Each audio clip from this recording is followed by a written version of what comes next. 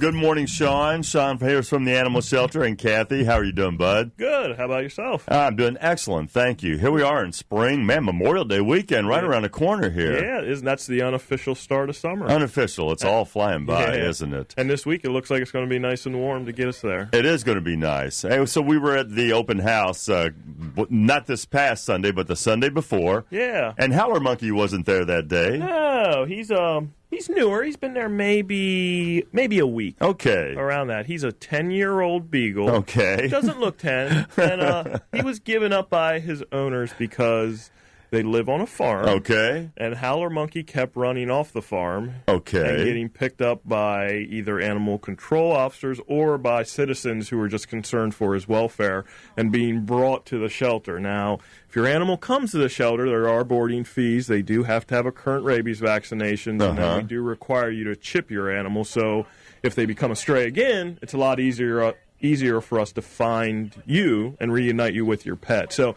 there are some fees. So I don't know if they got tired of paying the fees to get Howler Monkey back, if they just got tired of coming to the shelter, or what the situation was. But is there? Can you get cited if that happens repeatedly, like for letting an animal roam? Yeah, your dog. It's only dogs, but dogs can become potentially dangerous if they roam or come into the shelter within 3 times in 6 months. So they have to run at large 3 times in 6 months, and then they're deemed potentially dangerous because they do become a hazard to people driving cars. Sure. Just hazard run around in general. So there is a penalty, but there is that time limit of 6 months. They have to do it 3 times. So, yeah. So I'm not sure. It sounds like they just didn't want to come and get him. Well, he's 10 years old. Come on, Howler Monkey. What a sweet doggy. I got a good picture of Howler Monkey and Kathy on my Twitter page and my Facebook page. And so this guy's looking for a home. Yeah, he has been a farm dog. So whoever adopts him probably will have to work on his house manners. We would like to see him be a house dog. Not saying if you own a farm you couldn't adopt him, but we'd like for him to live the rest of his life in a house and outside at the same time. But he will be a dog that needs to be monitored because he does have a history of straying. For all those people who were at the shelter open house, and we had a lot of people come out that Sunday, and it was very successful as far as finding homes for the animals. It was. What's the population look like now? Because it was kind of thinned out at that point. I was a little amazed. It's still fairly low now. Okay. I was just talking to Kathy on my way over here, and she did indicate that we have several litters of kittens in foster care. So we can't adopt kittens out until they're 8 weeks old, so they need to become of age, and a lot of times they live with a family instead of living in the shelter for that period, and then once they become 8 weeks, they come back into the shelter for adoption. So I think we're slowly going to see our population start to creep up, but our population's probably around 80 animals right now.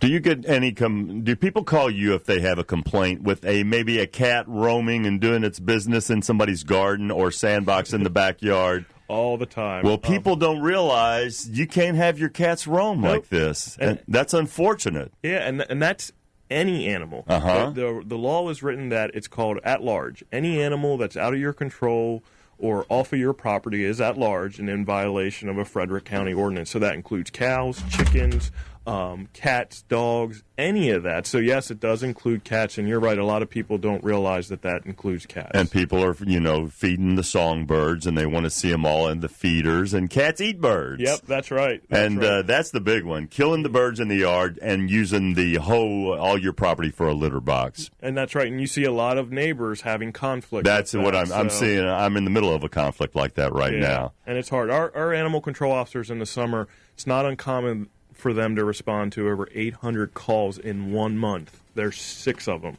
And a supervisor. Wow. So there's 7 really, but there are over 800 calls. That's really hard to enforce all the cats out there. A lot of them are feral cats, and people don't know where they come from. Yep, and a lot of people say, I don't own it, I just feed it. So there's that whole thing. So that's kind of a vague situation there. It is, yeah. Because maybe, it keeps the mice population down, but it's not really your house cat. Yep.